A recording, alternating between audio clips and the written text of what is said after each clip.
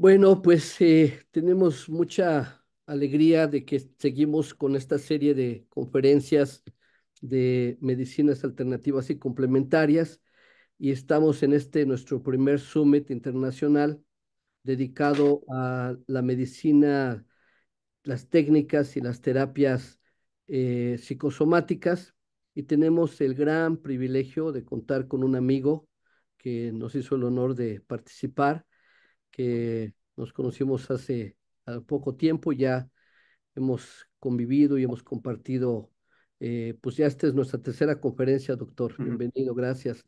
Y nos va a hacer favor hoy él es médico de la UNAM, psiquiatra eh, en el Fray Bernardino y aparte antropólogo. Y nos dio unas conferencias muy bonitas sobre chamanismo urbano, hermosas, y hoy, bueno, tenemos otro tema que tengo entendido que este tema se lo da a los estudiantes de la carrera de medicina y son de trastornos de síntomas somáticos. Y bueno, los dejo con el doctor. Bienvenido, doctor, y es todo suyo. Oh, muchas gracias, Carlos. O sea, pues reitero mi amistad, mi fraternidad y el gusto enorme de estar aquí. Siempre que participo contigo me lleva un montón de recuerdos. Y bueno, fíjate que como lo dijiste, este tema yo ya lo tenía preparado para los alumnos que les doy clase de la UAM y del Politécnico. Pero ¿cuál fue mi sorpresa de que pues, el tema es mucho más amplio de lo que yo normalmente le doy a los estudiantes? O sea, llevo fácil 3 días metidos toda la tarde, completando los temas, actualizándolos. Y bueno, sabemos que no hay nada al azar, ¿verdad? Casualmente las pláticas que di, porque es un interés genuino que yo tengo en el estudio del chamanismo, pues este tema es el que está también más relacionado con el chamanismo, ¿no? Porque aquí están los temas de alteración de la conciencia, de posesión y todo ese tipo de temas, ¿no? Entonces, como que, pues uno dijera, pues es al azar o por casualidad. Bueno, creo que no hay nada, me espanta, ¿no? Darme cuenta cómo son las cosas, de que eso no existe. Todo es sincronicidad y de alguna manera causalidad, ¿no? Bueno, aquí este precioso póster que hizo nuestro amigo para promover la plática, ¿verdad? Y me parece el lugar adecuado, además, ¿no? Medicinas alternativas y complementarias, ¿no? Porque creo que por más que ha avanzado mucho la psiquiatría, lo van a ver ahorita en Concepción, por estos temas, pero podemos decir que todavía no está totalmente resuelto. Bueno, este tema nos lleva a razonar la influencia de lo mental o psicológico en lo orgánico. Esto, en definitiva, es evidente y afecta a todo trastorno, ¿sí? No únicamente a los psicosomáticos y ficticios, ¿no? Sino cualquier trastorno, por ejemplo, si alguien tiene un cáncer y tiene cierta actitud psicológica, ese cáncer va a evolucionar de cierta manera. Si alguien tiene una actitud psicológica diferente, incluso hasta puede sanar, ¿no? Y eso ya lo decía Kubler-Ross en pacientes en estado terminal, cómo a veces tienen esperanza irracional estos pacientes y no hay que quitárselas, porque a veces esa esperanza que pareciera irracional es la que los saca adelante y los cura, ¿no? Y no es posible establecer una línea que los separe. Bueno, este autor en el año 96 le mandaban pacientes con dolor psicógeno, ¿no? Ese dolor que dicen, es psicológico. Él los estudió a fondo y en el 98% de los pacientes encontró que había una causa orgánica. Entonces, bueno, ese es un tema, me he acordado mucho de mi maestro, el maestro Patiño, el padre de la psiquiatría fenomenológica, ¿no? Porque él decía, no, o sea, no hay paciente que, no hay mal paciente, él decía, ¿no? Porque muchas veces los médicos se cansan de un paciente que todo el tiempo está pidiendo atención, que se interna muchas veces, que lo tienen que ver muchas veces en la consulta, todo el tiempo van a urgencias, ¿verdad? y lo consideran un mal paciente. Entonces Patiño decía, no, no hay mal paciente. Lo que hay son pacientes mal estudiados. Y recuerdo que siempre que teníamos una sesión clínica, él seleccionaba un paciente de este tipo. Y al estudiarlo, que vaya sorpresa, eran los pacientes con los que más aprendíamos.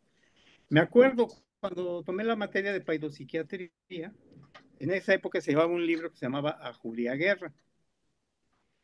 Ese libro, aproximadamente el 70% de un libro que es más grande que una Biblia, era retraso mental. O sea, indudablemente lo más chocoso es atender a un paciente con retraso mental.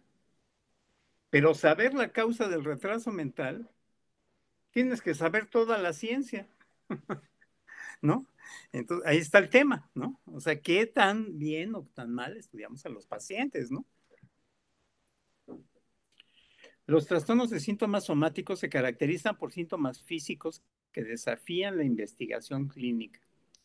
Causan considerable malestar y pueden provocar un deterioro funcional grave. Sí, son esos pacientes que los médicos sienten que inventan, que se sugestionan, que los quieren engañar, pero en sí los síntomas que tienen esos pacientes sí los discapacitan, ¿verdad? Entonces, sí es importante. Se puede decir que es el 0.81% de las consultas psiquiátricas, 1% de los pacientes, 2/3 son varones, más frecuente en raza blanca, en pacientes desempleados, solteros, pacientes con diagnóstico de trastorno facticio, con síntomas y síntomas, son más frecuentes en mujeres, los de el trastorno facticio, entre 20 y 40 años, y la mayoría tienen antecedentes académicos o laborales en el ámbito de la esfera sanitaria, ¿no? Son trabajadores sociales, enfermeras o médicos. El trastorno facticio por poderes es cuando enferman a otra persona o se enferman ellos mismos. No es muy frecuente, es de 0.4 a 1% cada 3 millones y es frecuente en casos de abuso infantil. O sea, personas que enferman al niño, ¿sí? Ahorita vamos a ver ya el diagnóstico, ¿no? En general podemos decir que, bueno, el diagnóstico es difícil, no hay una prevalencia exacta, suele relacionarse con la presencia de trastornos de la personalidad, ¿sí? Secundario a queja orgánica, casi siempre asisten con un médico general, la mayoría no son derivados al psiquiatra, ¿sí? Y tiende a ocurrir en personas que han tenido experiencia con hospitalización o enfermedades graves. Y es más frecuente en mujeres en edad adulta temprana y se puede hacer crónico. Bueno, algo importante en lo que ha avanzado la psiquiatría, ¿no? Ya en la clasificación actual no se exige que haya una justificación o explicación médica, ¿sí? El que no haya motivos para pensar que los síntomas pueden estar justificados médicamente no supone que no puedan verse afectados por factores psicológicos. Recordemos que para los chamanes todo es energía, o sea, todo existe, ¿no? En el que no haya, en el momento actual, justificación médica, no quiere decir que no exista, sino que no ha sido encontrada. Por ejemplo, el término somatomorfo se usa por primera vez a partir del DSM-3. Bueno, para los que no son médicos psiquiatras, ¿no? Hay dos clasificaciones en psiquiatría. El ICD-10, que es de la Organización Mundial de la Salud, y el DSM, que es de la Asociación Psiquiátrica Americana. Ahora, el DSM-3, en el año 80 precisamente, implica una revolución radical en la psiquiatría. El DSM-1 y el DSM-2 se basaba en la teoría psicoanalítica, ¿sí? Los trastornos mentales eran predípicos, posedípicos, todos basados en la teoría psicosexual y en las explicaciones freudianas, ¿ok? Era la época en que la psiquiatría era el hazmerreír de toda la medicina, ¿no? Tú llevabas a tu paciente con un psiquiatra, te daba un diagnóstico, lo llevabas con otro y te daba otro, y el otro psiquiatra inventaba otro diagnóstico, y bueno, era un caos eso, ¿no? Entonces, a partir del año 80, la Sociedad Psiquiátrica Americana Mexicana, hace un aporte trascendental, ¿no? Para lo que es mi especialidad, que es la psiquiatría, ¿no? Y saca totalmente toda la teoría psicoanalítica de lo que es la psiquiatría y todos los diagnósticos los fundamenta en base a criterios diagnósticos y evidencias médicas. Okay. Entonces, bueno, a partir del año 80, ¿sí? En el DSM-3 aparece este término somatomorfo. ¿Por qué? Porque también desaparece el término neurosis, ¿no? Recordemos que en la época de Freud,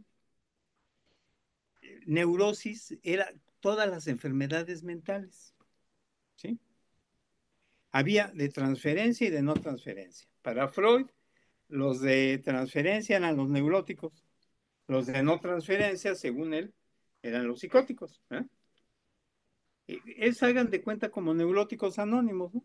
En neuróticos anónimos, pues llega un esquizofrénico y dicen que es neurótico, llega un bipolar, dicen que es neurótico, y cualquier diagnóstico que llegue, todo para ellos es neurótico, ¿ok? Entonces, ante esta exageración nosográfica, en el DSM-3, la Asociación Psiquiátrica Americana, pues determina quitar el término neurosis. Ese hoy en día ya no existe en las clasificaciones psiquiátricas. Lo que existe son trastornos de ansiedad, ¿ok?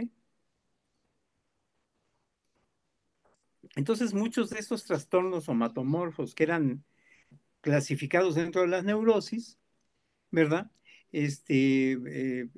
Al no ser explicados por otros, se busca otra nosología, ¿no? Que es somatomorfo. La validez de este apartado, bueno, todavía es cuestionable, ¿no? Porque hablaban de mecanismo fisiopatológico desconocido y la presencia de síntomas comunes a otros trastornos como angustia, depresión y otras enfermedades. En sí, los trastornos por somatización del DSM-4 ya es o sea, como cada 10 años sale una nueva clasificación. Primero, el que revolucionó ya la psiquiatría al sacar el psicoanálisis fue el 3, ¿no? Después ya vino el 4, en el cual las personas con una amplia y florida panoplia de síntomas físicos dolorosos, gastrointestinales, sexuales y pseudoneurológicos, ¿no? Son los que entraban en esta clasificación.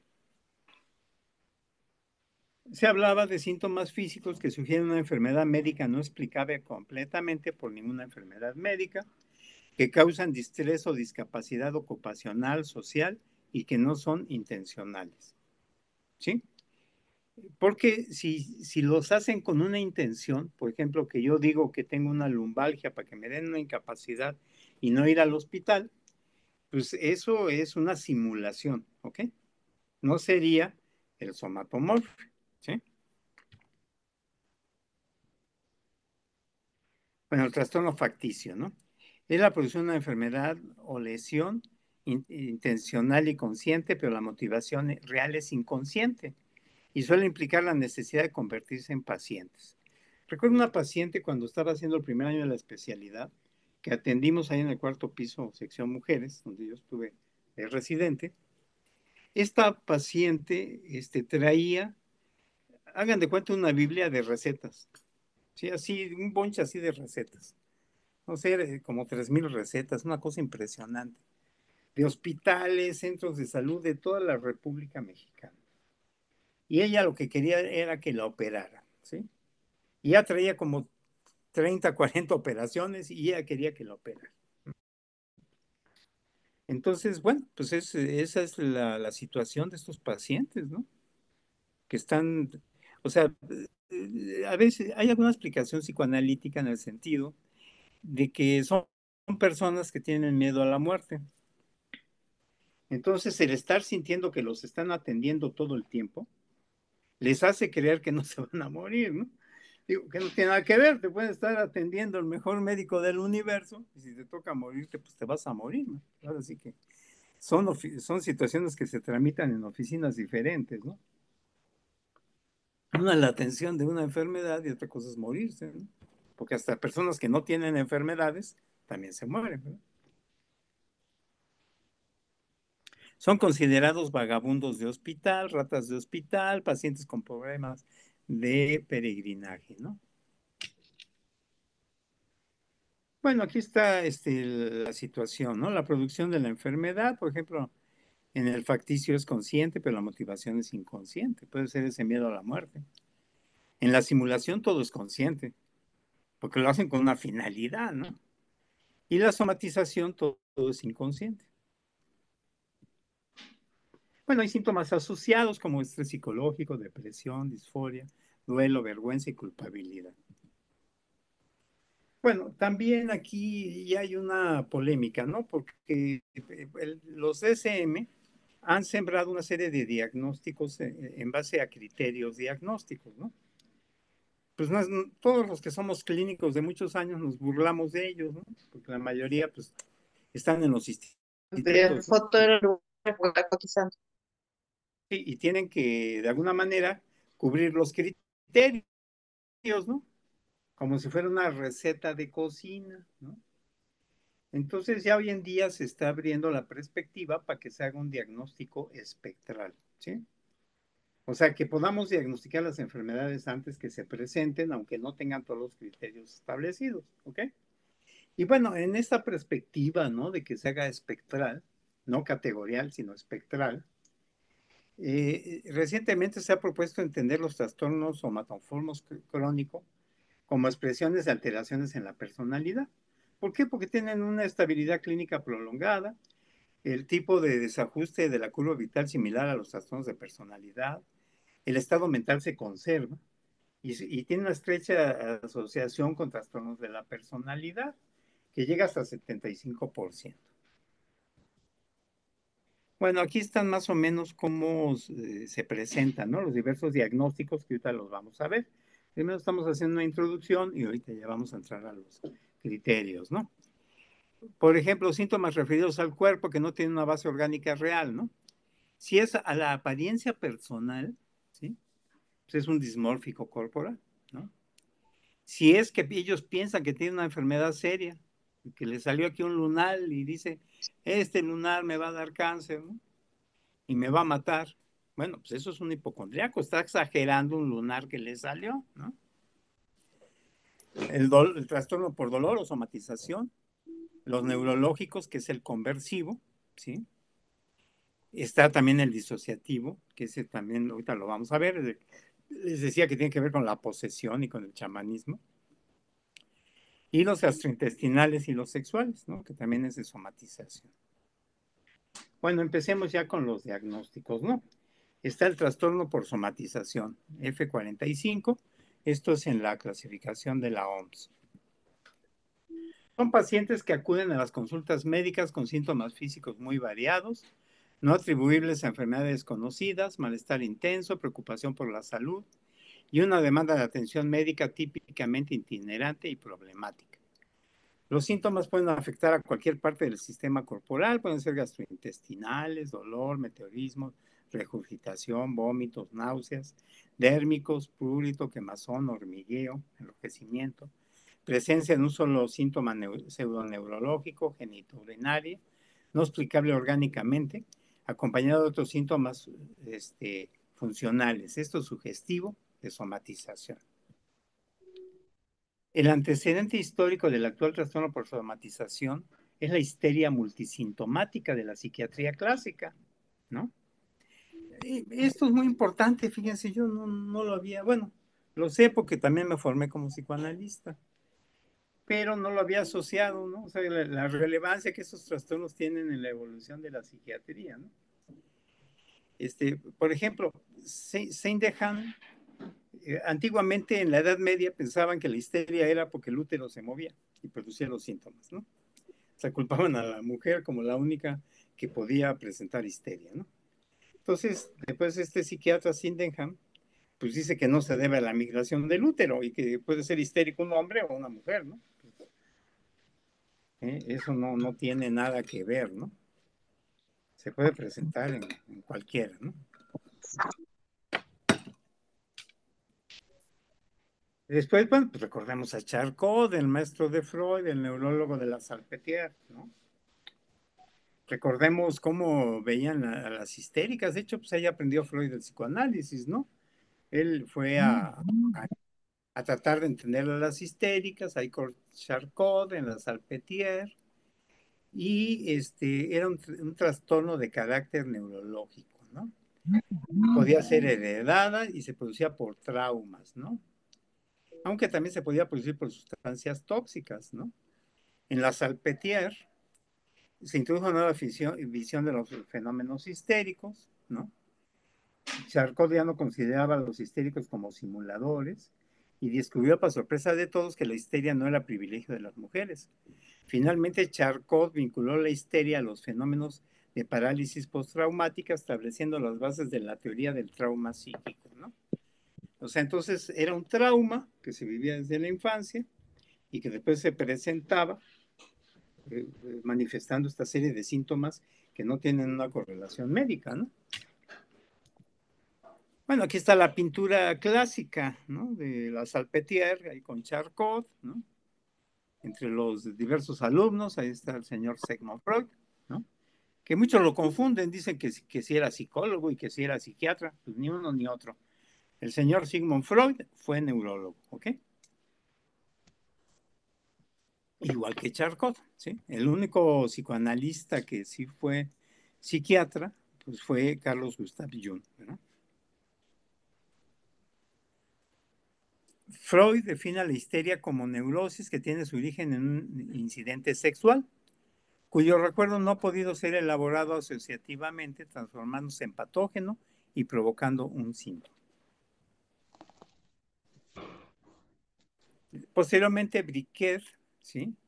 Fue el que dijo que era multisintomático esto de la histeria. Él refería a 25 síntomas funcionales, ¿no? Que podían ser los característicos de este trastorno. Y bueno, la gran revolución de la que hablamos, ¿no? De la Asociación Psiquiátrica Americana, ¿no? Este síndrome que se llamaba síndrome de Briquet, le ponen el término trastorno por somatización, ¿sí? Y aquí ya se habla de 14 síntomas funcionales en mujeres, 12 en hombres, ¿sí? Total una lista de 37 en el DSM-3, ¿sí? Y estos síntomas que se requerían 8 eran los característicos para hacer el diagnóstico. Bueno, se caracteriza por la presencia de uno o más síntomas somáticos que son perturbadores o causan alteración en la vida diaria, ¿no? Y que se presentan al menos por 6 meses. Bueno, 5% en la población general. Los médicos que están en consultorios de atención primaria les llega 30% de este tipo de pacientes, o sea, ahí es bastante frecuente. Las mujeres informan más síntomas somáticos que los hombres y casi siempre empieza por la tercera década de la vida. Bueno, los bajos factores de riesgo, bajo nivel de educación e ingreso, la causa desconocida, hay una predisposición genética. Y hay que hacer diagnóstico diferencial, ¿no? Con trastorno de pánico, con depresión mayor y con esquizofrenia. Bueno, hay ciertas reglas, ¿no? Para atender a estos pacientes. Yo voy a poner mucho énfasis en esto, ¿no? Porque habitualmente lo que sucede es de que los maltratan, ¿no? Y eso pues no debe ser, es una persona que sufre. Que yo no pueda encontrar la causa de lo que él refiere, no es motivo para que yo lo agreda, ¿sí?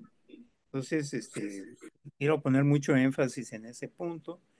Y bueno, aquí lo importante, ¿no? Que el paciente sea atendido por un solo médico. O sea, no lo voy a mandar a hacer una tomografía de todo el cuerpo, ni una resonancia de todo el cuerpo, ni lo voy a mandar con todos los especialistas del universo, ¿no? Lo voy a atender nada más yo, el médico de atención primaria. Dar citas regulares cada 4 a 6 semanas durante el primer año, citas breves, ¿sí? Un examen físico parcial, ¿sí?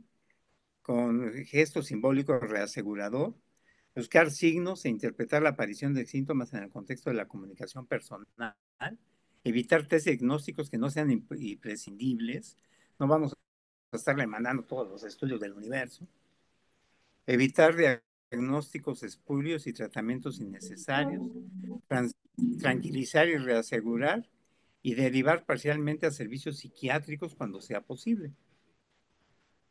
Ok, vamos al siguiente diagnóstico, dolor somatomorfo.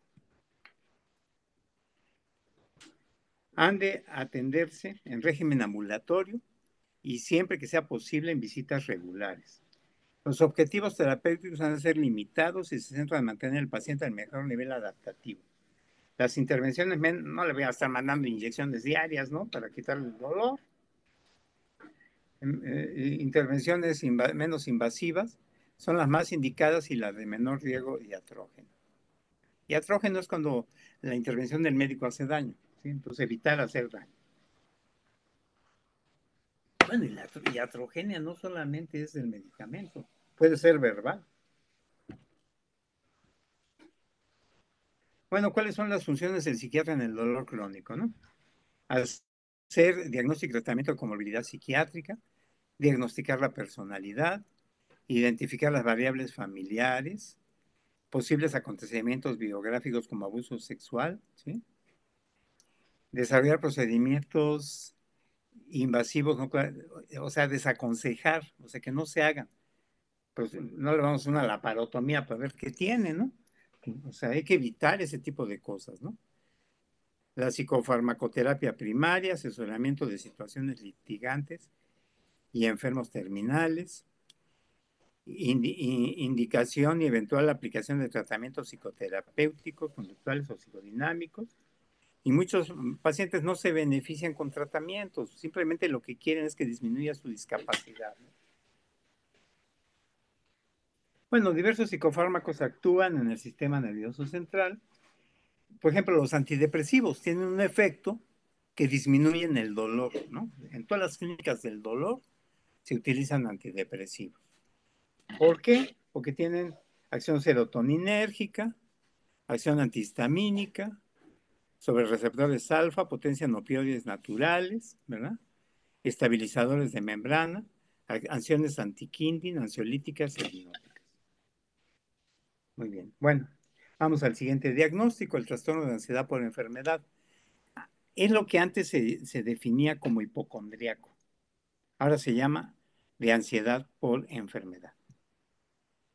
Son personas que tienen preocupación, o sea, todos tenemos ciertos malestares, ¿no? De repente nos duele la cabeza, nos duelen las piernas, nos duele la espalda, nos sentimos cansados. Y no le damos importancia, seguimos haciendo nuestra vida.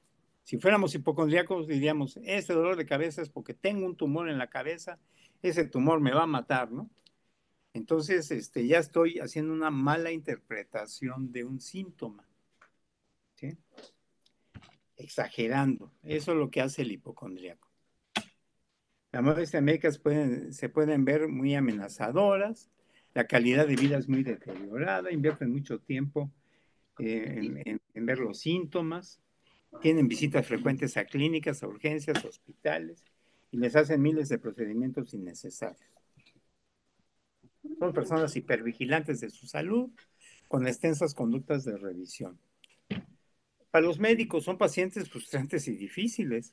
Normalmente los médicos los ignoran y los rechazan.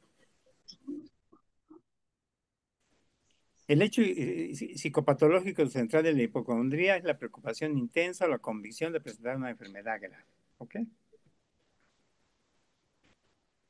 Bueno, aquí también este tema es importante porque esto de la hipocondría puede ser un diagnóstico primario o puede ser secundario a otro tipo de enfermedades.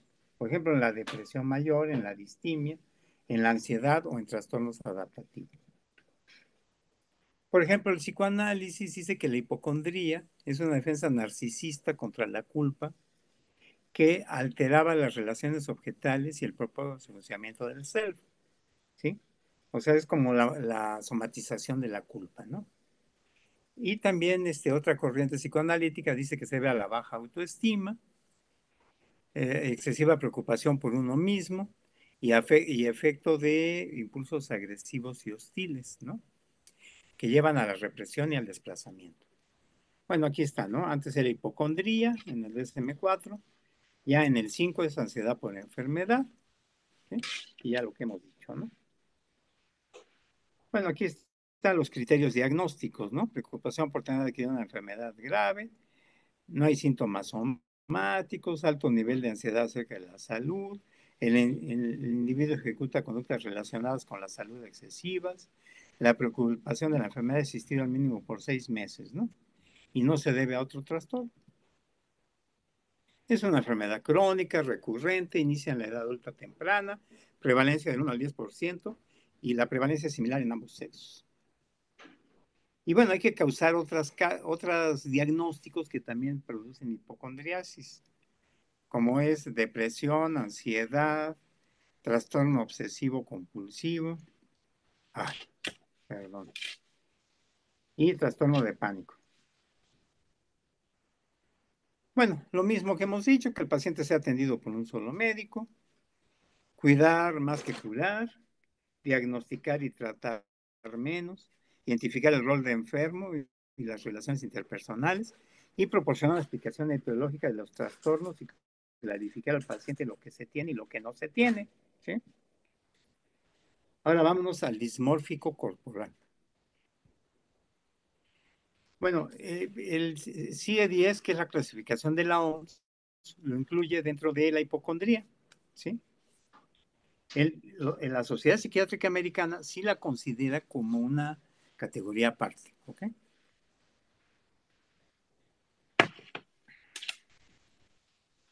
Lo que caracteriza este trastorno es la preocupación desproporcionada por la fealdad de una parte del propio cuerpo. Recuerdo un paciente que atendía ahí en consulta externa hace muchos años. Él refería que su nariz era monstruosa, ¿no? Y estaba friegue y friegue en Energía González que le hicieran una reparación de su nariz que era monstruosa, ¿no? Por fin lo operaron y ahora después decía que estaba más monstruosa que antes, ¿no? Y bueno, y así, ¿no? ¿Por qué? Porque era este diagnóstico, no es que tuviera ningún problema en la nariz. Ellos piensan que pueden tener una deformidad física menor, pero es normal en la mayoría de los casos. Y por la pérdida de atractivo, la repulsión que supone el paciente suscita la fealdad. Como la hipocondría, dicha preocupación no disminuye por la reaseguración de los allegados. Todo el mundo le dice, no, pues está bien tu nariz. Ellos no hacen caso, ¿no? Hay una limitación social, estrés personal. Obviamente puede presentarse en pacientes esquizofrénicos y delirantes, ¿no? Aquí ya es más complicado todavía, ¿no? Bueno, aquí está, ¿no? La hipocondría primaria, ¿no? Que es monosintomática. Puede ser delirante, el delirio, la infestación de parásitos. Hipocondría secundaria a trastornos psiquiátricos, a sucesos vitales o a enfermedades médicas. Bueno, los criterios para el dismórfico. Preocupación por algún defecto imaginario del aspecto físico, ¿sí? La preocupación provoca malestar clínicamente significativo, deterioro social, ¿sí? Y la preocupación no se explica por la presencia de otro trastorno mental. Vamos a otro diagnóstico, disfunción vegetativa somatomorfa. Son signos persistentes y molestos debido a hiperactividad del sistema nervioso vegetativo. Son personas que tienen palpitaciones, sudoración, temblor, síntomas referidos a un órgano o sistema específico, preocupación y malestar acerca de la posibilidad de padecer una afectación grave, pero frecuentemente no específica, ¿sí? Bueno, aquí hay síntomas vegetativos que pueden ser cardíacos, intestinales, respiratorios, urogenital, vegetativos, sudoración, sequedad de boca, malestar epigástrico, dolor torácico, falta de aire, cansancio, aerofagia, que toman agua, sensación de quemazón en el pecho, quejas de tránsito intestinal, sensación de estar hinchado, ¿sí? Bueno, aquí importante, ¿no? Si hay trastornos depresivos, pues hay que tratarlos, ¿no? Y si son trastornos somatomorfos, con psicoterapia, ¿no? Y si es abuso de sustancias, pues que se deshabitúen a las sustancias. Bueno, aquí estamos llegando ya a lo más chamánico, ¿no? Los de conversión, ¿no? Estos en la Edad Media decían que eran endemoniados y los quemaban. Bueno, pueden tener trastornos de tipo de movimiento, ¿no? Puede haber parkinsonismo, mioclonos, discinesias, temblores. El inicio puede ser agudo. Se define por la presencia de uno o más síntomas de disfunción sensitiva o motora voluntaria que sugieren una afectación neurológica o médica. y no pueden ser explicados por trastornos neurológicos, orgánicos o de otro tipo, ¿sí? Bueno, aquí están los criterios, ¿no? Uno más, síntomas de motora voluntaria o sensitiva, ¿sí? Aquí están los principales síntomas, ¿no? De este trastorno, ¿no? Puede ser, por ejemplo, parálisis, movimientos anormales, deglución, este es muy frecuente, el globus histérico que se llama, ¿no? Pueden presentar afonía, que no pueden hablar, ataques o convulsiones, anestesia o pérdida sensitiva, síntomas de sentidos especiales y síntomas mixtos, ¿no? Puede haber alteración de la coordinación, del equilibrio, de la retención urinaria, síntomas sensoriales como alucinaciones, sensación de dolor, visión doble, ceguera y sordera. Y una característica, estos pacientes tienen una situación que se llama Bell Indifference o bella indiferencia. Si alguno de nosotros se queda ciego, pues nos da angustia, no veo nada, estoy ciego, ¿no? Estos pacientes se quedan ciegos y están indiferentes a que están ciegos. Eso se llama Bell Indifference. Bueno, se ha visto que en 20 a 25% de pacientes hospitalizados en neurología presentan síntomas de conversión y convulsiones, ¿no? Bueno, hay que identificar los síntomas físicos, comprender el significado que el paciente da al síntoma, realizar un examen neurológico, ¿sí? E identificar disparadores fisiológicos o psicológicos de estos síntomas. Aquí está lo que decíamos Bell Indifference, ¿no? Es uno de los síntomas tradicionales de los trastornos neurofisiológicos funcionales, la bella indiferencia. Es una revisión, bueno, la revisión que hicieron estos autores, ¿verdad?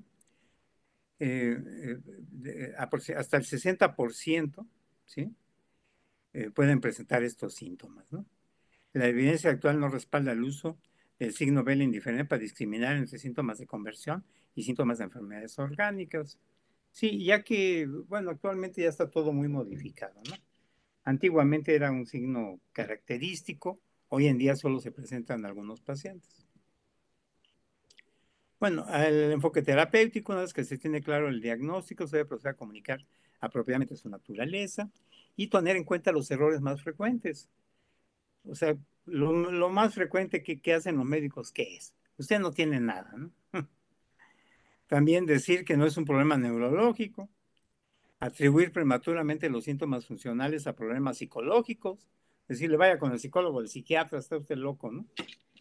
Centrarse excesivamente en la ausencia de hallazgos patológicos en el examen neurológico. Bueno, vamos acercándonos al tema chamánico, ¿no? Los disociativos. Los síntomas dependen del tipo de trastorno disociativo, pero pueden incluir sensación de estar separado de ti mismo y tus emociones. Pensar que las personas y las cosas que te rodean están distorsionadas y no son reales. Un sentido borroso de tu propia identidad. Estrés graves o problemas en las relaciones del trabajo. No ser capaz de afrontar bien el estrés emocional o laboral. Pérdida de memoria, también llamada amnesia, de determinados periodos de tiempo y acontecimientos o personas. Problemas de salud mental como depresión, ansiedad y pensamientos y comportamientos suicidas. ¿Sí? Sí, en este tema hay que tener mucho cuidado porque se asocia al suicidio. Entonces hay que pues, atenderlos adecuadamente. Los trastornos disociativos se caracterizan por interrupción y discontinuidad en la integración normal de la conciencia, la memoria, la identidad propia y subjetiva, la emoción, la percepción, la identidad corporal, el control motor y el comportamiento. En resumen, pueden verse afectadas todas las áreas de funcionamiento psicológico. Bueno, aquí viene la historia, ¿no? Era la histeria psicógena, ya que ambas comparten la situación de la conversión, ¿sí? Tras las manifestaciones previas de Charcot relacionadas con la teoría de la histeria, las ideas traumáticas, él decía que eran aisladas de la conciencia y por eso se presentaba estas situaciones disociativas, ¿sí? O sea, aquí dos, ¿no? Ya vimos las conversivas, que es cuando se manda el síntoma al cuerpo. Y ahorita estamos viendo las disociativas, que es cuando se afecta la conciencia. ¿Okay? Pierre Janet decía que era una desagregación psicológica.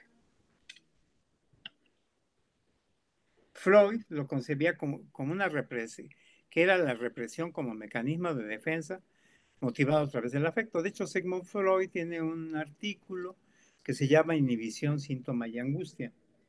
En él dice que cuando la angustia es intolerable, se manda al cuerpo como una manifestación sintomática o a la conciencia, ¿sí?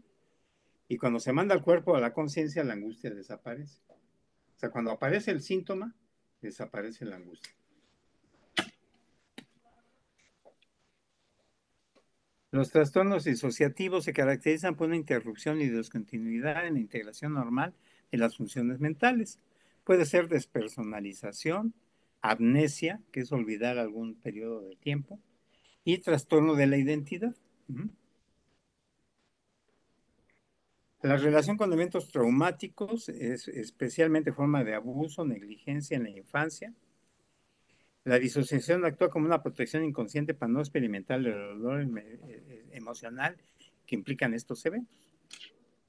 Por ejemplo, un abuso infantil, ¿no? Sexual, ¿verdad? Es mejor olvidar algo o no poder mover la mano que estarme acordando de eso, ¿no? Bueno, aquí está, ¿no? Cómo los acontecimientos estresantes, traumáticos, afectan pues, la memoria, el pensamiento y la identidad. Entonces, repercutiendo obviamente en la conciencia. Bueno, aquí es el modelo traumático. ¿Qué es un trauma? Es una vivencia que no podemos asimilar, ¿ok? Por ejemplo, Freud hablaba la vivencia, como la vivencia primaria, ¿no? Él señalaba cuando veía el niño a sus papás teniendo relaciones sexuales, ¿no? Hay quien lo acepte y hay quien lo viva como un trauma terrible, ¿no? Entonces, cuando es algo terrible, pues se convierte en un trauma porque se reprime, ¿ok? Entonces, ese es el trauma. Bueno, también está el modelo cognitivo, que es la constitución del sí mismo, en base a que hay varios recuerdos autobiográficos que no se integran, ¿no? Y se disocian, ¿no? De la memoria. Y bueno, aquí vemos, ¿no? Con la APA, cómo lo señala esto, ¿no? Cuando los recuerdos están mal integrados, es una amnesia disociativa. Cuando la identidad está mal, es una identidad disociada.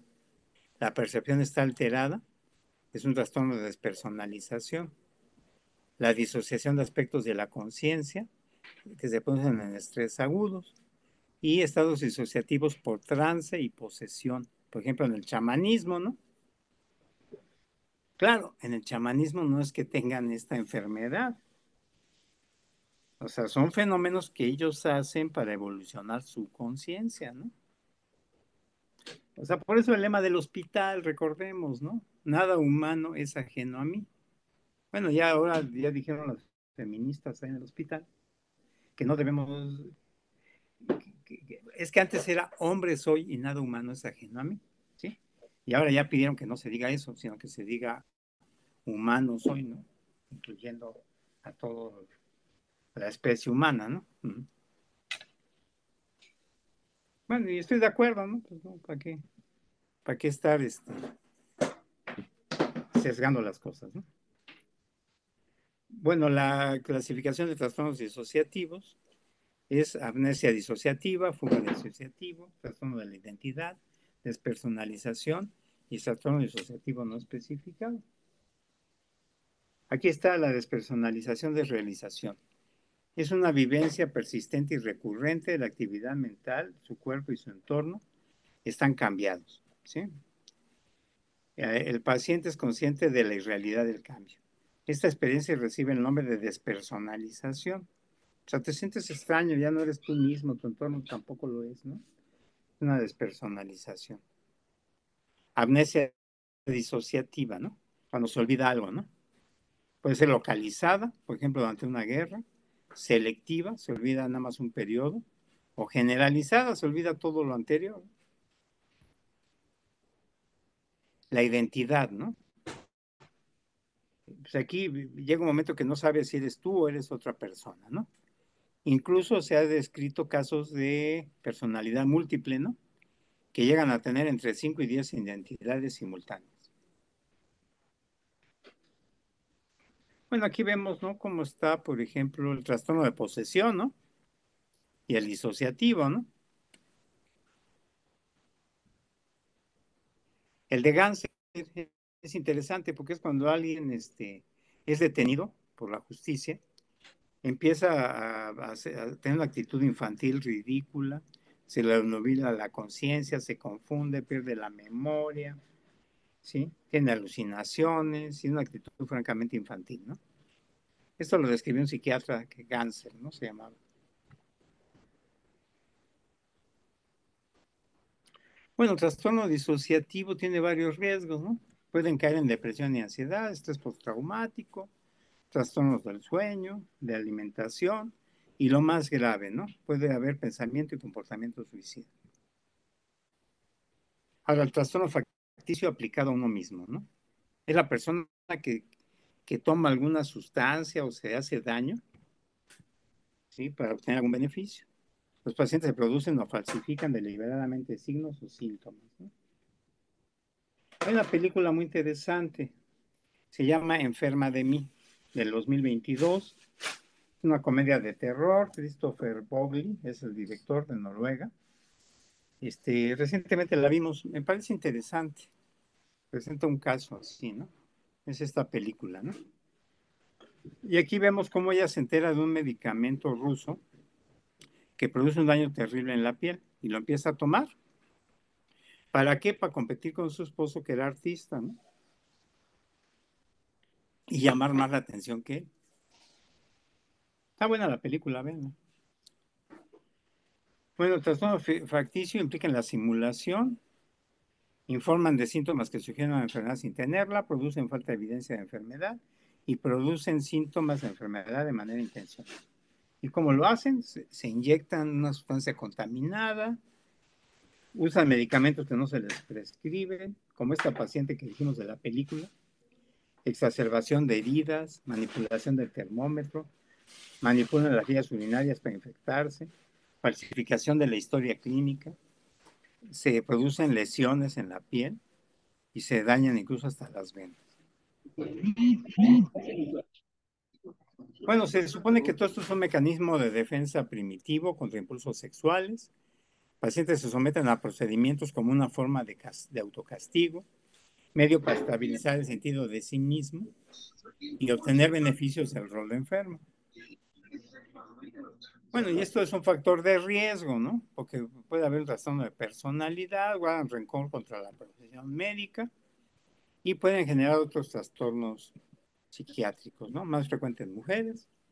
Y bueno, estudiándolos a fondo, se vio que había una hiperperfusión en el hemitálamo derecho. El cuadro clínico, pues fijen la enfermedad, ¿no? Manipulan instrumentos, incluso la historia clínica la pueden modificar, se inyectan bacterias, se meten sustancias.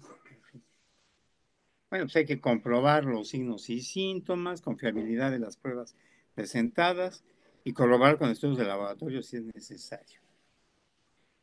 Y debe diferenciarse de una verdadera enfermedad médica, ¿no? Y tener pendiente que hasta hay riesgo de suicidio, ¿no?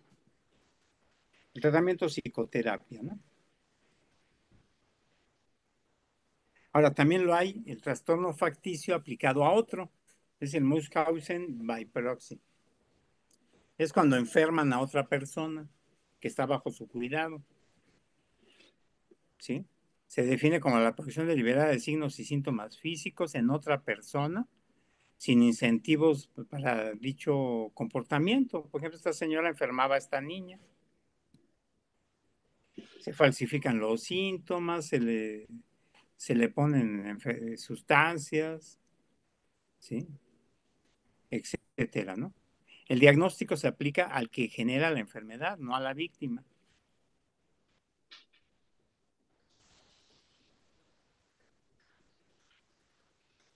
También hay otros trastornos somatoformos relacionados con el estrés, ¿verdad?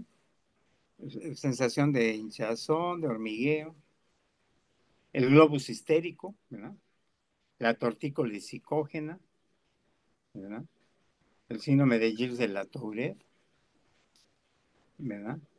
El prurito psicógeno, dismenorrea, ¿sí? Bruxismo, ¿no? Y bueno, la simulación.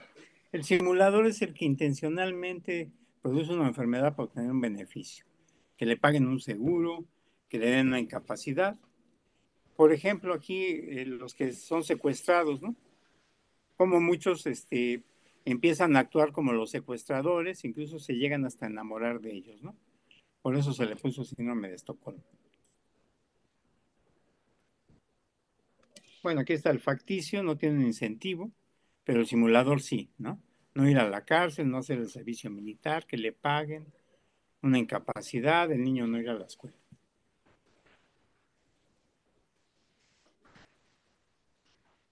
Bueno, aquí hay que ver si los síntomas son vagos o mal definidos, si son excesivos o teatrales, hacer exámenes toxicológicos, ver si los estudios están alterados, si el paciente no coopera en el diagnóstico. Si tú le dices va a mejorar y el paciente hasta se enoja, ¿por qué voy a mejorar? Bueno, el manejo en general, ¿no? No dañar, ¿verdad? Estudiar los síntomas somáticos, ya que son causa del sufrimiento. Visitas técnicas con regularidad con un solo médico. Escuchar con atención.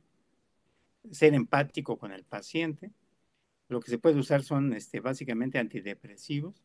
No usar benzodiazepinas porque son adictivas y no ayudan. Se puede usar psicoterapia individual, terapia cognitivo-conductual, antidepresivos.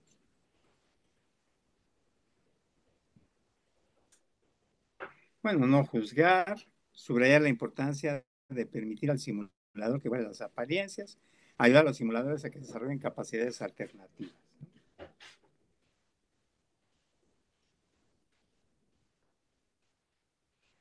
Bueno, los puntos clínicos, ¿no? El médico debe validar el sufrimiento del paciente. Bueno, ya lo hemos dicho todo esto. Bueno, cuando la causa original es el dolor, es una situación conflictiva, ¿no?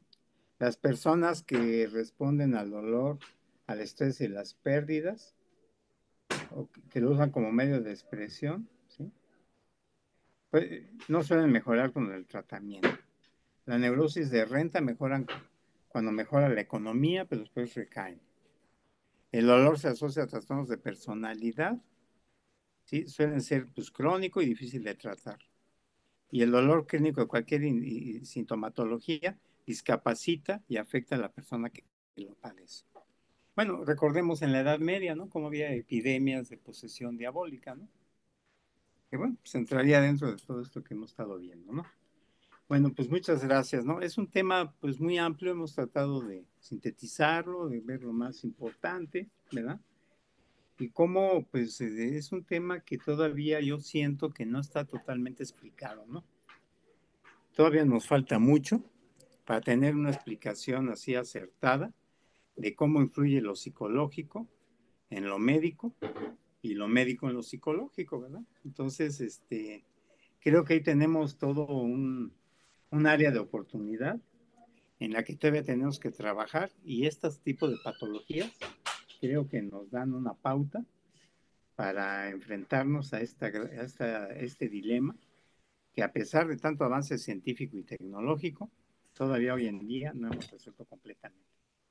Bueno, pues muchas gracias, Carlos. No sé si tuvieran preguntas, comentarios, algún aporte. En fin. Y, sí, doctor, sí, justamente mandé mensaje en el chat que desde hace ratito, que si alguien tiene alguna pregunta por el chat. Mire, Freddy levantó la mano, Freddy Aguilar. ¿Está bien, doctor? Si puede tomar un Y poco. adelante, claro, con mucho gusto. Adelante, Freddy. Hola, hola, muchas gracias. Buenas tardes, doctor. Híjole, me hubiera gustado que hubiera sido más específico. Está sumamente interesante, pero a mí me quedaron, por desconocimiento del tema, varias dudas, ¿no? Por ejemplo, digamos, este trastorno de identidad, o bueno, Sí, sí. el estrés emocional y laboral, creo yo, usted me dirá, me parece que ha venido incrementándose en los últimos años y quisiera saber, bueno, eso usted me dirá si es cierto o no, pero tiene mucho impacto en este trastorno de identidad. Eh, y no sé si este estrés emocional y laboral influye en dijéramos, en el fenómeno de conversión o, o es disociativo en ambos casos y cómo, y, bueno, y me gustaría ver o qué implica en el trastorno de identidad, si pudiera ampliar un poquito más eso del trastorno de identidad. Sí, fíjese que es interesante, porque ya hoy en día eso del estrés laboral, sí, ya está dentro de la legislación como un factor a demandar, Ujú, ¿verdad? Creo que en eso sí hemos avanzado, ¿no? De que, digamos, si nos están acosando laboralmente, podemos demandar al empleador, ¿verdad? Y ya la ujú, ley ya lo tiene considerado, ¿verdad? Ahora, claro, digo, definitivamente con estos gobiernos actuales, pues nos quieren correr a todos, ¿no? Los que ya tenemos tiempo trabajando, ¿no? Nos ujú, acosan, nos están cambie de lugar, en fin. Yo creo que todos estamos viviendo una situación, pues, dantesca, ¿no? Porque pues, es un gobierno que teóricamente está con los trabajadores ujú, y llega y está con los no trabajadores, ¿no? O sea, les da becas, pensiones y todo a los que no trabajan. A los que trabajamos nos quieren correr, ¿no? Entonces es muy, pues, paradójico, muy mentiroso, ¿no? Todo lo que dicen. Y pues sí, realmente aquí está el tema, ¿no? O sea, está el estrés, están los factores que nos afectan, que nos perjudican en estrés emocionalmente. Ahora, ¿cómo va a responder cada persona? ¿No? Recordemos que un factor precipitante para estas patologías es haber tenido alguna situación traumática infantil, ¿sí? Ya lo dijo Freud, lo dijo Charcot, incluso la misma Asociación Psiquiátrica Americana considera que es un factor importante, ¿no? Entonces, si alguien tuvo esta situación de abuso infantil, ante esta presión, ¿verdad? Y para no recordar ese trauma infantil, se disocia o hace un cuadro conversivo, ¿sí? ah, Entonces, digo, obviamente no todos hemos tenido esa situación en la infancia, ¿no? Pero los que la han tenido, con mayor probabilidad van a tener esta vía, ¿no? De evitar recordar ese abuso que vivieron en la infancia, ujú. presentando estos síntomas, precisamente. O sea, entonces no serán todos los casos, ¿no? Pues, habrá, pues, digo, yo lo que más he visto, que atiendo ahí en mi consulta a personas de varias dependencias, y en todas es lo mismo, lo más frecuente es depresión y ansiedad, ¿no? Y bueno, hay algunos casos que también presentan las patologías que hemos dicho, pero serán esos que tuvieron esos antecedentes, básicamente. Ujú. Y no Ah, sé si con esto más o menos lo explicamos. bueno, pues Quisiera yo hacer creo que una es un tema. pregunta. Sí, No, pues aprovecharía a hacer otra pregunta, si me lo sí, permite. adelante, adelante. Mm, y aquí comentó y me da la impresión que maneja usted esa parte del tema. Me gustaría saber cómo es que el chamanismo puede incidir, o sea, el mecanismo de acción, si se quiere decir así, en la evolución de la conciencia, cómo se da este proceso. Y bueno, sabemos de que muchas veces algunos chamanes usan psicotrópicos, no sé si con ellos o con el mismo paciente, y cómo es que en un momento dado, pues sabemos que el uso de drogas o psicotrópicos en una persona, pues pudiera llevarlos a estos síndromes, y en el chamanismo pudiera, por de manera contraria, poder evolucionar la conciencia, ¿no? Hay algunas películas muy interesantes, y usted inclusive mencionó una, pero ¿cómo se podría entender esto? Sí, pues mire, es curioso, vimos el tema de chamanismo, en que, bueno, para ser chamán hay que entrar en trance, ¿no? Ujú, Este, un trance, una forma de trance es de que es poseído por alguna entidad y pierde su ujú, identidad. porque es otra personalidad la que está poseyendo a este individuo, o como dicen los santeros, lo está cabalgando, ¿no? Y pierde su identidad, ¿no? La otra forma de trance es que hace un viaje astral sin perder su identidad. Entonces, digamos, son las dos formas, ¿no? Ahora, es curioso porque tiene una muy clara similitud con estos que dijimos que son disociativos de personalidad. Y le digo, yo atendí una paciente que era extremadamente inteligente, ingeniera en sistemas y todo, y tenía como 5 personalidades. ¿Sabe cómo yo me enteré que tenía varias personalidades? Porque ella no lo decía. Un día dejó, antiguamente había grabadoras, ¿no? En los consultorios, que eran contestadoras. Entonces dejaron un mensaje a nombre de una persona que yo no conocía. Entonces, de estar escuchando el mensaje varias veces, le identifiqué su voz. Cuando llegó a consulta, le dije, oye, ¿por qué me hablaste con otra voz? No, doctor, es que es otra personalidad. Tenía como 5. ¿Sí? Entonces, ¿cómo estos fenómenos, ¿verdad?, de alguna manera se parecen a esos estados de trance chamánicos? Sí. Ahora, obviamente el chamán lo está controlando, ¿no? Porque él dice, ¿sabes qué?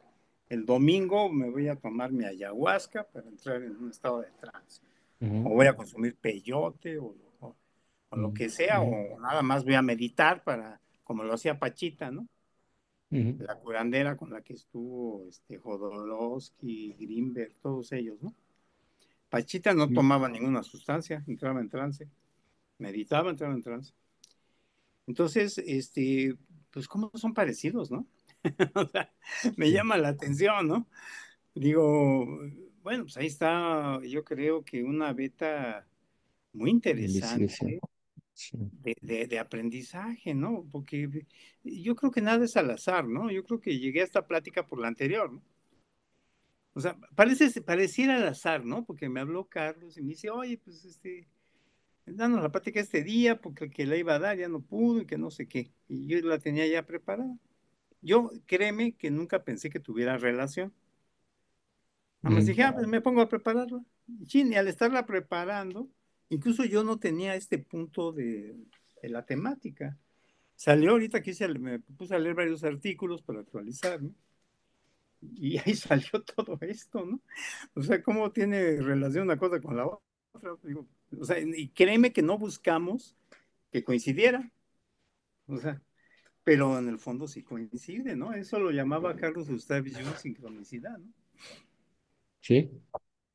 Que es otro aspecto bien interesante, ¿no? Entonces, bueno, hoy hay muchas cosas yo creo que nos deben llevar a la reflexión. Ahora, de esa reflexión, de ese conocimiento que estamos adquiriendo, bueno, pues eso hay que hacer algo para llevarlo a la práctica. Tengo unos amigos que estudiaron un caso de posesión. De hecho, lo publicaron. De hecho, a este caso de posesión, uno es investigador del 20 de noviembre, un amigo muy estimado. Él es investigador del 20 de noviembre de nanotecnología. Y este caso de posesión, le hicieron estudios de resonancia, de SPECT, de tomografía, antes del exorcismo y después del exorcismo. Ahora, aquí la situación es de que en muchos aspectos se salió de control. Bueno, yo digo, no tanto se salió de control, sino como que no manejaron las cosas muy adecuadamente ellos, ¿no? Entonces, pues el cuate practicaba alpinismo, se cayó y se fracturó, ¿no? Después el otro doctor que lo estaba viendo como psiquiatra, la computadora se le llenó de virus. El sacerdote exorcista que hizo el exorcismo ahí enfrente del SPED, le dio un infarto y se murió. O sea que, bueno, digo, bueno, digo, a mí me lleva a muchas reflexiones, ¿no? No. Porque pues aquí son temas que, pues ahí está el tema, ¿no? O sea, de cómo la posesión se engloba dentro de aquí, de esto de somatoforme como disociativo, ¿no? Entonces, bueno, pues o sea, entonces, ¿por qué? Bueno, ahora, aquí ya puede haber diversas explicaciones, ¿no? Porque hasta uno mismo lo puede provocar eso, ¿no? O sea, no, Ujú, no necesariamente que sea el demonio, ¿no? O sea, ujú. uno con pensar cosas o espantarse, o tener miedo, Sí. ¿no? O no hacer las cosas pulcramente. Sí, porque yo lo veo ahí en el hospital donde yo trabajo. Casualmente todo se escucha en los consultorios de al lado, ¿no? Yo no escucho a mis compañeros, cómo están nada más ahí haciendo chismes, del otro platicando ahí como si fueran sus comadres los pacientes. Pues, oye, es que de veras que es una cosa, se me hace más tormentoso estar escuchando ahí a mis compañeros con todas las estupideces que hacen. Digo, pues pobrecitos, ¿no? Yo creo que hacen lo que pueden. Pero bueno, es que uno es el médico y tiene que actuar como tal, ¿no? Bueno, yo así lo entiendo.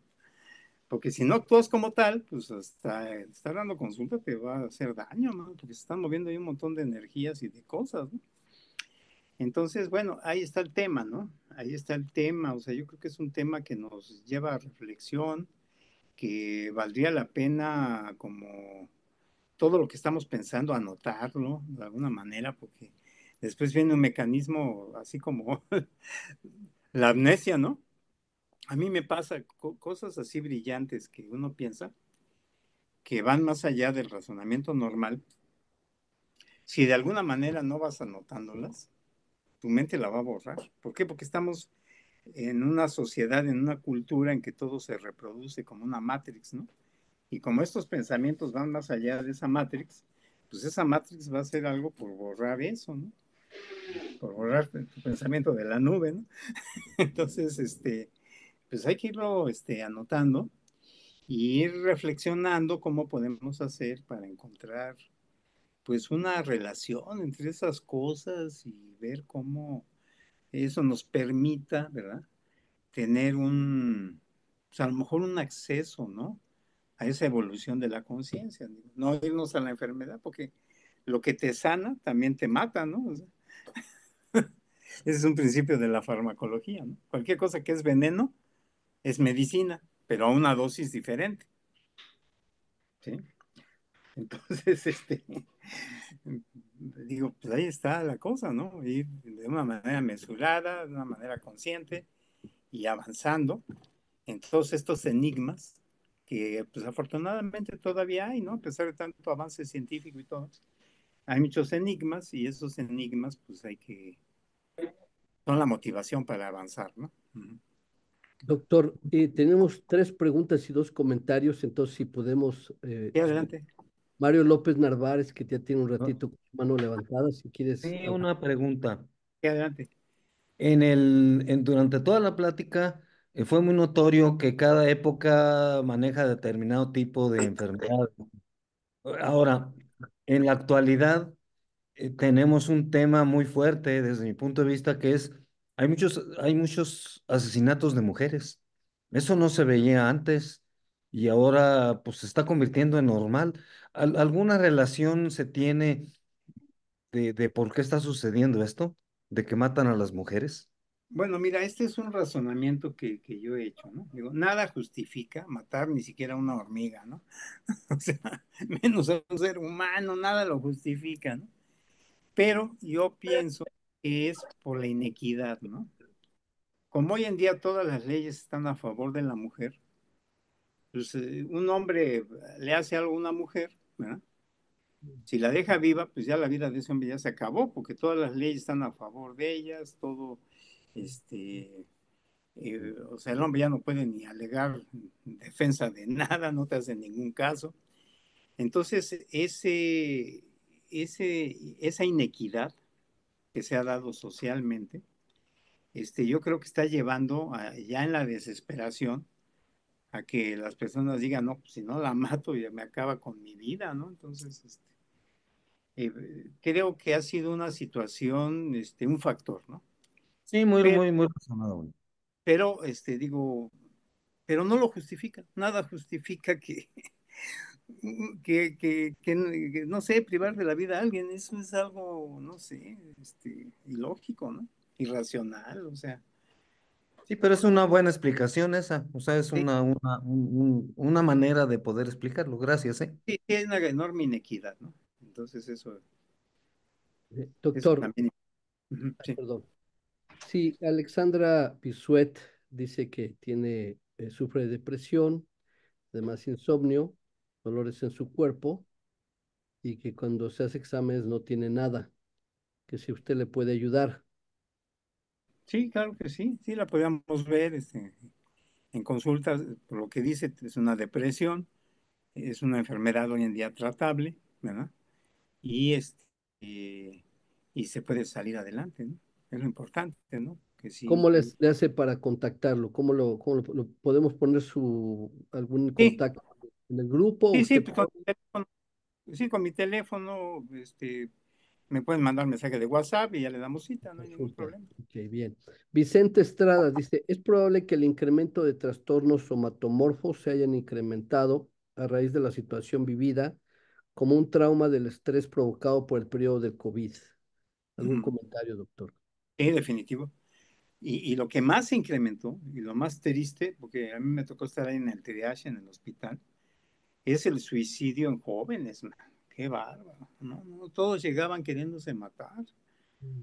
No, no, qué horrible, de veras. No, créeme que aparte de que lo de la pandemia fue una situación horrenda para todos, en los jóvenes les trajo una situación terrible, terrible, terrible, depresión y deseo suicida. Bueno, Era ya, frecuentísimo. Y sí, también es real eso de muchos trastornos somatomorfos, ficticios. Sí, sí, y es que es una amenaza, pues real, ¿no? O sea, mucho de lo que los seres humanos sufrimos son amenazas que nos imaginamos o nos inventamos, ¿no? Pero ya una amenaza real y ver que se está muriendo la gente cercana a ti, pues ya, como que ya cambia la cosa, ¿no?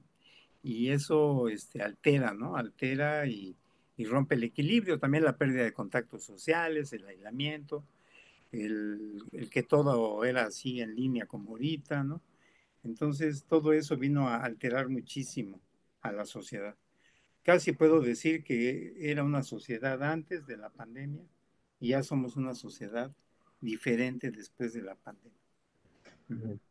doctor, Jesús dice, ¿en qué casos hay que referir a un paciente con un psiquiatra y cuándo con un chamán?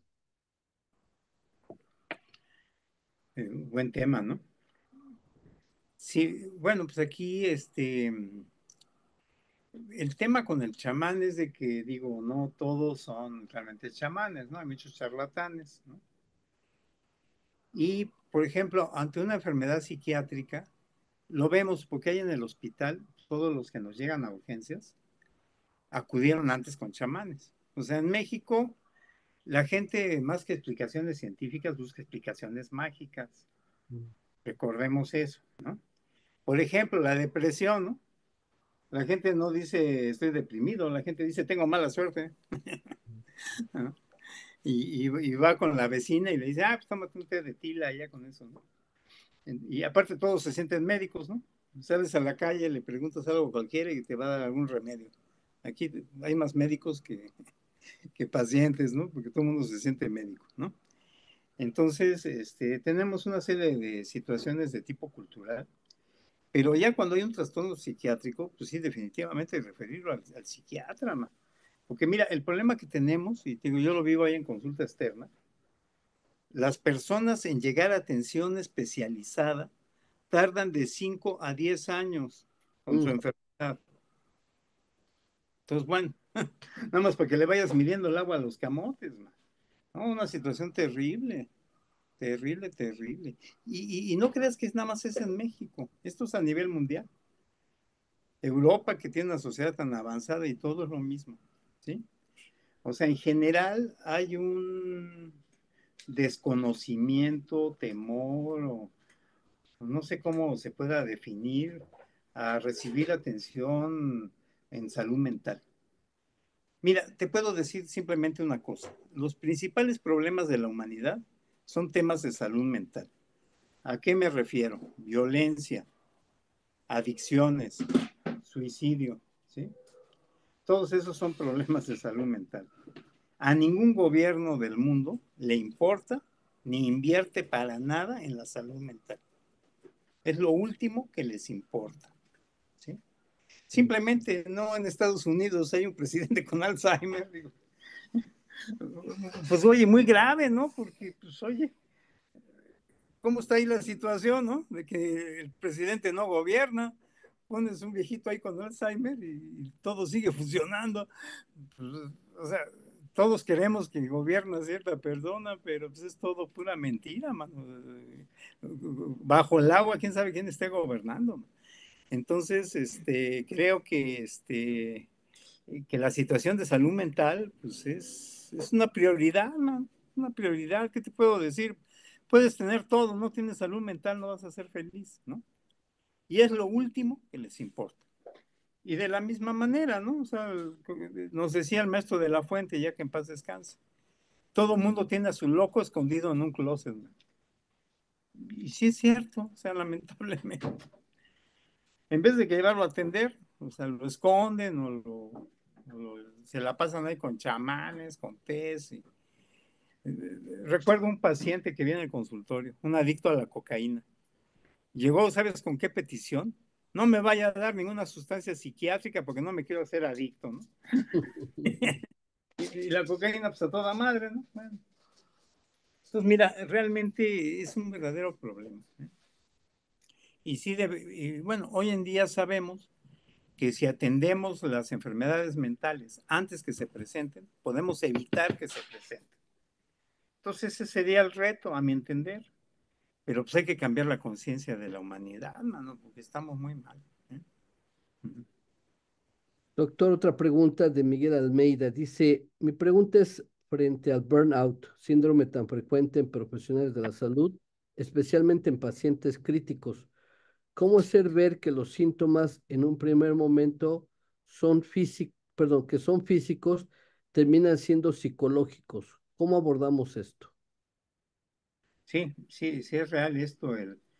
Y bueno, es curioso porque hubo un boom de esto del síndrome de quemado.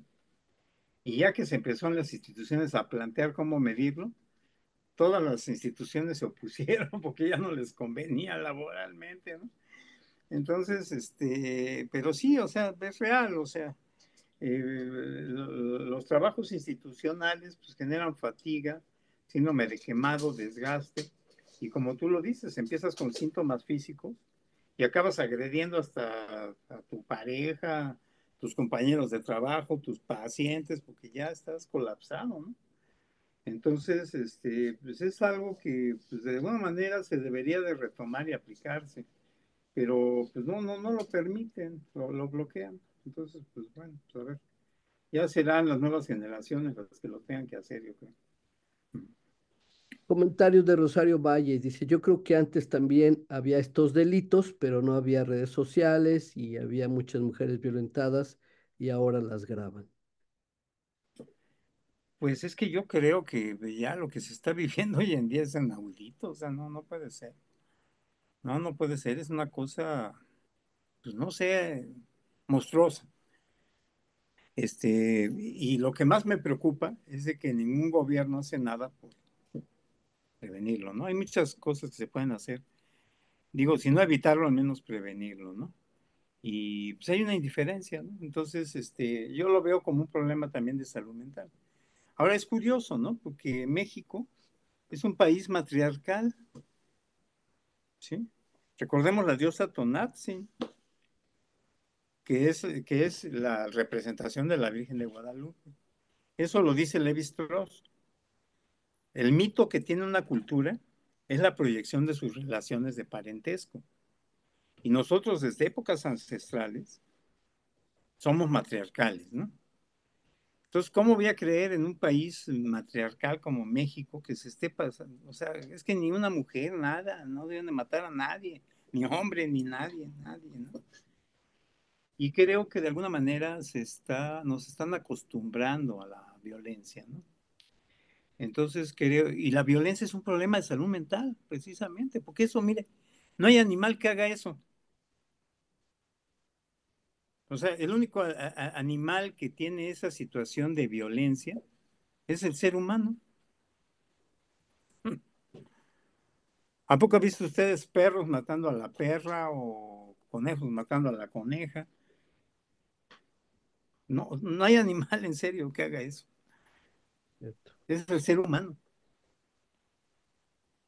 Y y pues no se atienden la problemática, las causas. Mire, mucho la solución a todo ese tipo de problemas serían la cultura. Ujú. Pero el tema aquí está en que si la gente tiene cultura no es manipulable, entonces no les conviene, ¿no? Entonces, pues bueno, de alguna manera tenemos que cambiar esta situación, ¿no? Ya hoy en día, ser alguien que quiera evolucionar la humanidad ya no es agarrar un fusil y irse a dar de balazos, ¿no? Sino es agarrar una pluma y escribir o agarrar un pincel y pintar, ¿no? O sea, yo ya la única alternativa que veo a esta humanidad que existe hoy en día pues, es la cultura. ¿Eh? Entonces ahí es donde tenemos que hacer todos algo. Ujú. El último comentario, doctor, dice Eleamar, las familias siempre dicen que está embrujado y toman de todo menos responsabilidad que requiere una orientación profesional. Aquí en Estados Unidos todo se arregla con pastillas adictivas, sin importar la edad. Es una lástima. Nos hace falta desarrollar esa parte social. Sí, sí, esa parte humanista, ¿no? Que hoy en día ya no les importa, ¿no? Por ejemplo, las instituciones lo que quieren es de que veamos cada vez más pacientes, ¿no? No de qué calidad los ves, sino qué cantidad, ¿no? Entonces creo que estamos evolucionando a una sociedad de un eficientismo simplemente cuantitativo y nos hemos olvidado de la calidad, ¿no? Porque la calidad es vista ya como algo burgués, fifí, como algo muy fresa, ¿no? Entonces, creo que pues, agarramos modas, ¿no? Modas así que copiamos de otros lados y que no reflexionamos si eso es realmente lo adecuado para nosotros, ¿no? Entonces yo creo que ahí en esa reflexión tenemos que entrar todos y todos pues ir modificando toda esta situación, porque si no nos vamos a convertir en un número más y ya, ¿no? De parte mía, una pregunta, doctor. Hay un fenómeno que se ha dado, yo me acuerdo en Estados Unidos se dio en algunas, ahí fue cuando me hice consciente de este fenómeno que se dio con un grupo de jóvenes en Nueva York y se fue extendiendo en alguna preparatoria, que es este fenómeno como que de pronto se da mucho en adolescentes, hasta donde entendí, y creo que se dio en México también en un par de lugares de pronto donde de pronto alguien tiene una sintomatología que es justamente de origen psicológico, pero al rato sus compañeros o compañeras lo empiezan también a vivir. Entonces se dan grupos como de 5, 10, 15 o más en una comunidad, jóvenes al mismo tiempo con estos síntomas, y se han dado en diferentes momentos, en diferentes lugares. ¿Dónde entra dentro de esta categoría o quiere comentar algo sobre eso, doctor? Sí, es muy interesante. Fíjate que me tocó un caso de una escuela de monjas. Las alumnas se pusieron a jugar a la Ouija. ¿Y quién sabe qué cosa les dijo la Ouija? Que 20 alumnas entraron en un cuadro conversivo. Ujú, ujú, Y eso se daba en la Edad Media. Recordemos que había contagios de posesión diabólica. Precisamente por eso la diapositiva que está ahorita en la imagen, donde dice gracias arriba, es ese contagio que se daba en la Edad Media, precisamente. Y eso se debe a los fenómenos de hipnosis, ¿no? De situación de la conciencia. ¿Qué es la hipnosis? La sugestión. ujú. Recordemos que eso lo estaba trabajando en la Salpêtrière, ¿no? Charcot, y se fue Freud a estudiarlo. Lo que pasa que Freud se dio cuenta que solamente se podían hipnotizar las personas sugestionables. O sea, no servía para todos, ¿no? Y que además no permitía la independencia de la persona, porque es estar sugestionando a la persona para que haga lo que tú le mandas, ¿no? Entonces, lo que Freud buscaba, pues era que la persona fuera independiente y se valiera por sí misma, ¿no? Entonces, ahí es el tema, o sea, estamos produciendo gente demasiado sugestionable, ¿no? Sí, real, o sea, ¿por qué? Porque no hay madurez, ¿no? Todos están dependiendo, esperando a ver qué beca le dan, qué pensión, cómo le solucionan la vida, ¿no? En vez de pensar, yo tengo que resolver la vida por mí mismo, ¿verdad? No, estamos generando gente totalmente dependiente, atenida y sugestionable. Entonces, yo creo que no tarda el momento en que empecemos con una epidemia de posesión diabólica o algo así, mano, porque Mm. creo que la humanidad, en vez de ir hacia la evolución, vamos hacia la retrogradación, ¿no? Pues doctor, muchísimas gracias. Mire, llegamos aquí a tener como 55, pero casi todos han permanecido a pesar de que ya llevamos casi 40 minutos después de la hora que hemos terminado, de que el tema es interesante. Y justo también alguien decía aquí, Laura, excelentes preguntas, excelentes respuestas, mil gracias. Creo que nos faltarían más horas de este tema. Ya hablaremos con usted, doctor, a ver si por casualidad nos puede dar un taller más extendido, varias horas, con algo práctico, más práctico para muchos de los que están aquí son profesionales de salud, a ver si algo que les pueda servir para su clínica, para su consultorio, para su práctica de algo de lo que aquí nos dio. Sí, cómo Entonces, no. y antes, nada más esperen un segundito antes que se vayan todos, doctor Hidalgo está por ahí. Aquí estamos, maestro Carlos. Muy bien, si quiere, pues no sé si quiere compartir un poquito de su taller que es mañana, para ver si alguien estaba interesado. Había gente la semana pasada que nos preguntaban sobre su taller. Entonces, pues adelante, doctor Hidalgo. Claro que sí, muchísimas Si puede gracias. dejar de compartir la doctora Kenatón para que el doctor Hidalgo pueda aparecer en pantalla. Gracias. Y voy. Ay, perdón. Bueno, si no, doctor Hidalgo, comience usted y para no hacer esperar más a la gente. Mientras. Claro Ahí que está. sí, más que nada y sobre todo, agradeciéndoles a todos su tiempo, su paciencia y el tiempo que han estado con la interesantísima ponencia del doctor y todos estos puntos de vista tan complementarios y esta línea que hay entre el chamanismo, la medicina, la psiquiatría, las medicinas no convencionales. Pues mañana vamos a hacer un acercamiento eh, de una revisión ya en un taller dirigido principalmente a profesionales de la salud, pero en el cual también es interesante porque va a ser práctico y tomar tal sobre un abordaje a uno de los temas más controvertidos, no diría, pero sí considerado hoy una enfermedad crónico-degenerativa que nos lleva a la muerte, que ya está entre las primeras causas de muerte y mortalidad a nivel mundial y que está vinculado con la parte emocional, que es la depresión.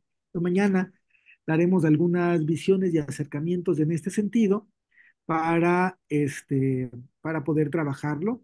Pues ahí les pedimos a todos, pues quien esté interesado, pues que mañana vamos a estar a partir de las 6 de la tarde y hasta las 10 de la noche, o sea, tendremos un horario corrido de aproximadamente 4 horas eh, para poder hacer el desarrollo de este interesantísimo tema. Entonces, básicamente eso, maestro Carlos, agradecerle nuevamente la ponencia al doctor, creo que muy interesante. Y bueno, pues estamos en contacto. Vamos a mandar más información del taller para que compartan y se inscriban por medio del grupo de WhatsApp, donde están varios, o bien podemos contestar también, se está transmitiendo por la plataforma de Facebook.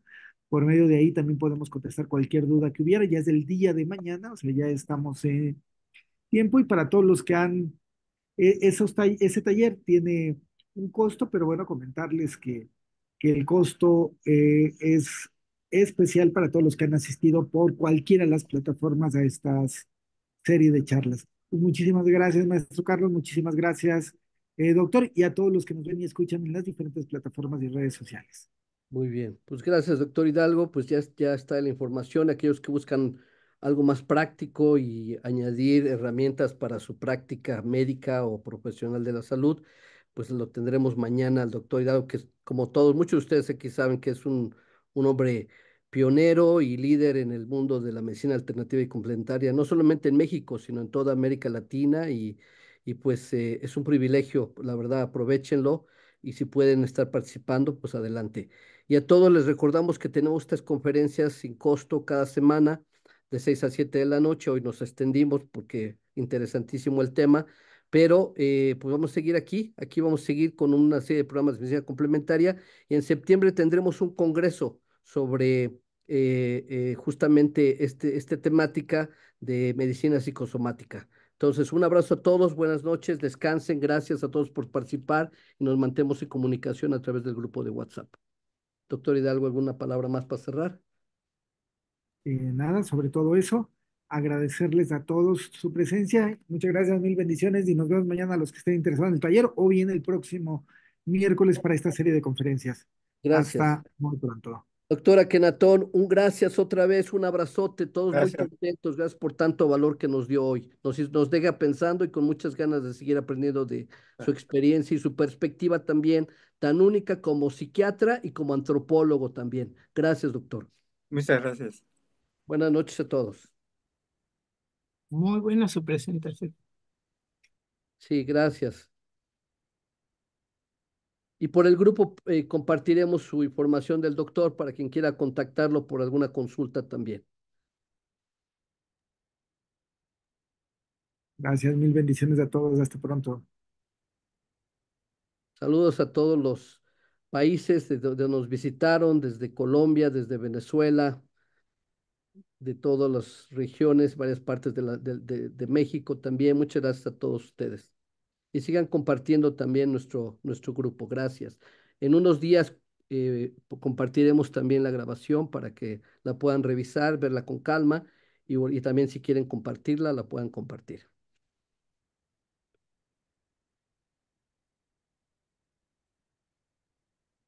Gracias, doctor Hidalgo. Buenas noches. Buenas noches, hasta luego. Hasta luego.